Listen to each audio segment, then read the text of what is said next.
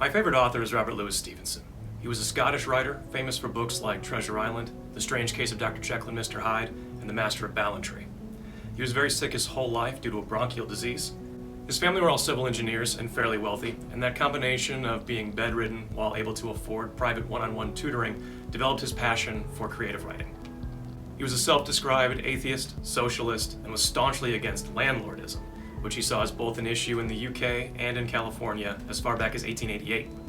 However, his writing was full of escapist adventure, which was heavily influenced by his beliefs without being preachy. Stevenson was a prolific poet. He even wrote the biography for the French poet Pierre-Jean de Beranger for the Encyclopædia Britannica. I checked, and the current edition has been replaced with a modern entry, but it still has a footnote that the original was written by Robert Louis Stevenson. He published many poems over his lifetime, the most famous collection being A Child's Garden of Verses.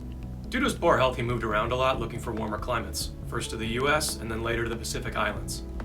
He spent the last years of his life in Samoa, where he witnessed the horrible effects of colonialism.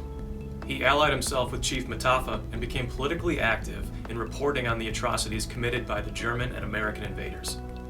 Shortly after his death, the islands were occupied by Germany and the US under colonial rule, and Samoa didn't regain its sovereignty until the 60s. The Samoans called him Tusitala, which means teller of tales. While there, he wrote poems, a couple novels, and non-fiction books collecting local stories and history. His political reports helped to remove European officials from power. He died in 1894 at just 44 years old. His Samoan friends put together a watchguard and stood over his body until morning, when they put him on their shoulders and marched him up to the top of Mount Vaiea for a Samoan funeral. This poem is entitled Requiem. Acutely aware of his own health problems, Stevenson wrote this poem to be the epitaph on his gravesite. It's on a plaque there in both English and Samoan. He first published the poem in 1887 in a collection called Underwoods, though I found out while researching that a group called the Grolier Club, a private bibliophile society in New York, put the original manuscript on display at a 1914 exhibit of first editions and Stevensoniana. Their intro. While the exhibition is essentially one of first editions, some manuscripts and relics have been added, enough to bring us a little closer to the personality of the man who, on account of that personality, as well as for what he did, will always be one of the best loved of 19th century writers. The manuscript hasn't been put on display since, but it revealed that there was originally a third stanza. Here is the poem in its entirety. Under the wide and starry sky, dig the grave and let me lie. Glad that I live and gladly die, and I lay me down with a will. Here may the winds about me blow, here the clouds may come and go. Here shall be rest for evermore, and the heart for aye shall be still. This be the verse that you grave for me. Here he lies where he longed to be. Home is the sailor, home from sea, and the hunter, home from the hill. He reminds me a lot of Jim Henson, another hero of mine, in that they were both world-weary and depressed.